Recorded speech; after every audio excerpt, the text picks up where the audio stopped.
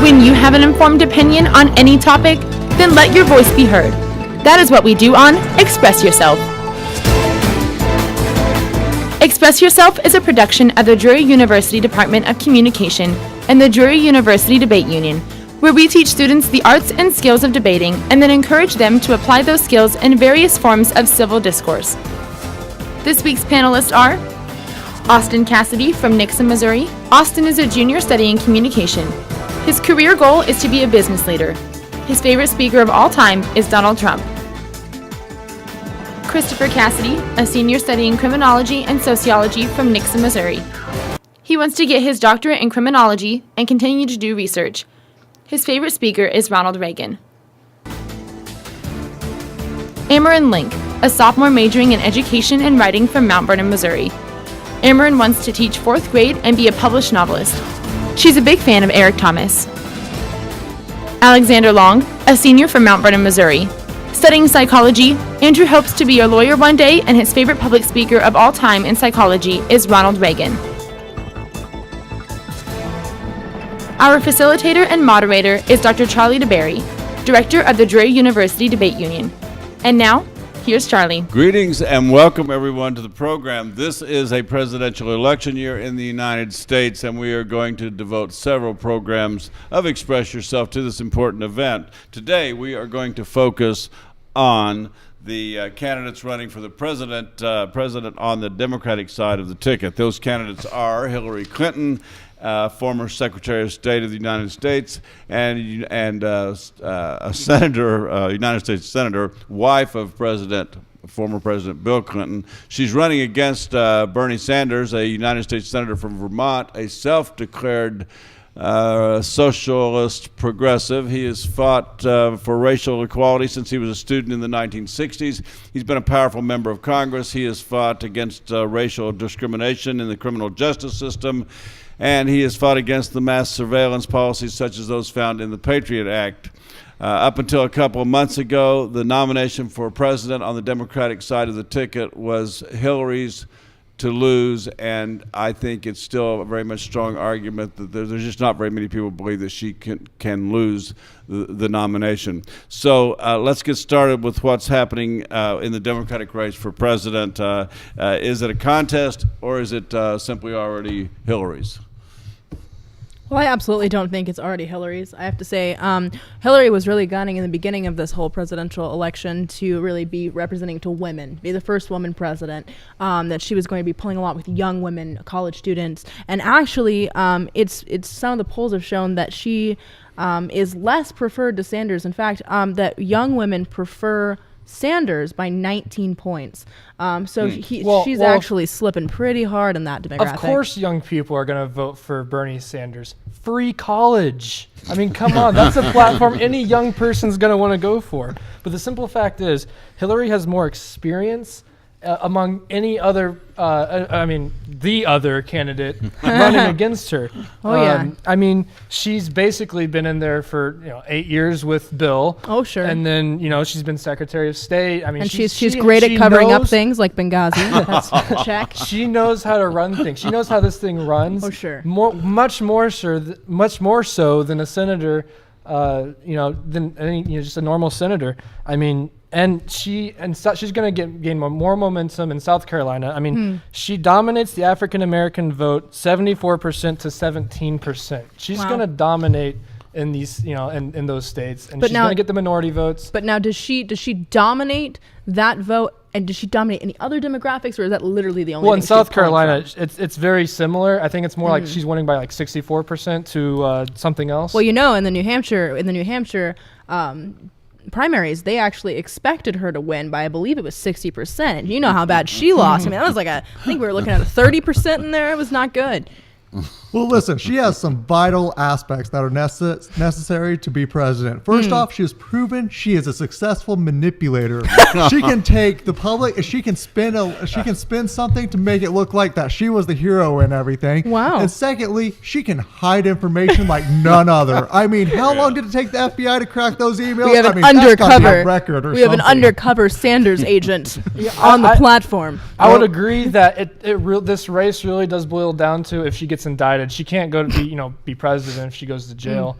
But if she doesn't go to jail, I mean, she has a very strong chance. But even if she doesn't go to jail, who wants to vote for somebody who could be indicted? A lot of people. Well, Do any of you really think the Justice Department will indict her? I mean, that would require that Obama agree with that. If the FBI doesn't indict her, the Justice Department has already said they're going to release all the information they have on her out into the public so that the public can make their own decisions. And also, on that note, this is why Bernie Sanders is going to become president because, I'm throwing it out there right now. There it is.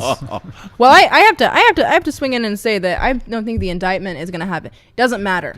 I think I'm going to throw it to the side because the truth is Hillary is the first woman president. That's what she's going for. It's going to be huge. But the deal is that that feminists aren't voting for Hillary because she's not the kind of woman that they want to represent the first woman in office. And I think that right there speaks to enough to know that Hillary Clinton will not be our president if the very crux of the platform she's running on is just withering away. Being logical, though, I mean, Being not to say logical, you're looking very great tonight, but let's be logical here. Let's be smart for a second. I just want to say, I mean, do people really? I mean, these people are gonna vote for Hillary. Is this gonna be a do a women regardless. really I mean, matter? Women absolutely matter. Oh, thank but you. just because she's a woman doesn't mean that women have to vote for her.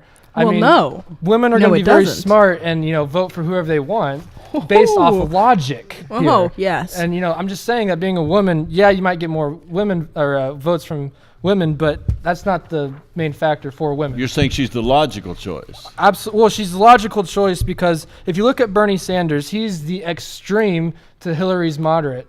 He has very extreme policies: free college, free healthcare, free all of this, tax the rich, make them, and that's going to put the elite people to promote more business people to vote for Hillary than say, the average, college student. And look, Bernie Sanders he's going to be great and all. I mean, he's only going to stifle the economy by about 50%. You can find the information on his page.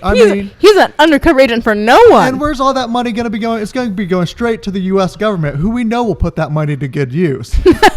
But these things that Bernie is going for are already things a lot of Europe already has. So why is that a bad thing necessarily?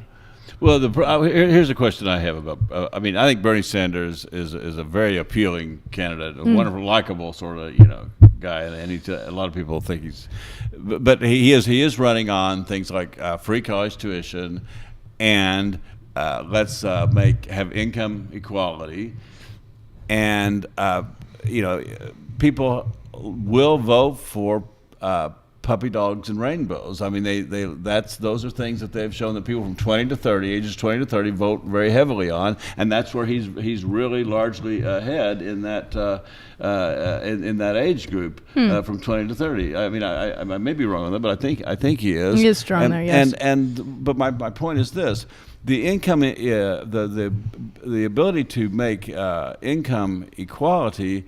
That has been tried in a lot of countries, and maybe as we look at what has happened in those countries, we won't find it so appealing. I don't know, because I haven't learned how he's going to. Are we all going to be equally wealthy, Alex? Is that the deal? Well, likely we'll all be equally poor, but we're not sure. We have to at least try.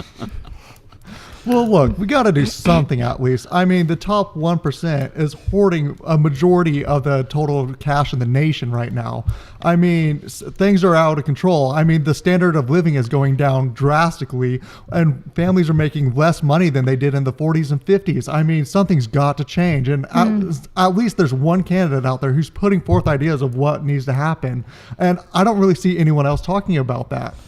That's an interesting point. Well, if Sanders, how much does he need to? How well does he have to do in South Carolina to even still be, or will he be written off if he does? I mean, if he only gets, what does he have to do? Well, quite honestly, if Sanders was to go from winning the New Hampshire into being second place here in North Carolina or South Carolina, I'm sorry, that would be very unimpressive to me. If I was to see that, I would probably be losing a little support in my mind for Senator Sanders. Well, look, let's get down to it. I mean, in the United States, we just passed the $19 trillion debt line. Okay, and we're going further and further. I mean, if we don't get money flowing in, then something's gonna happen. We're gonna hit that $21 trillion debt benchmark, and the statistics have shown that that's going to be a horrible time because our currency is going to be severely devalued when compared to the rest of the world.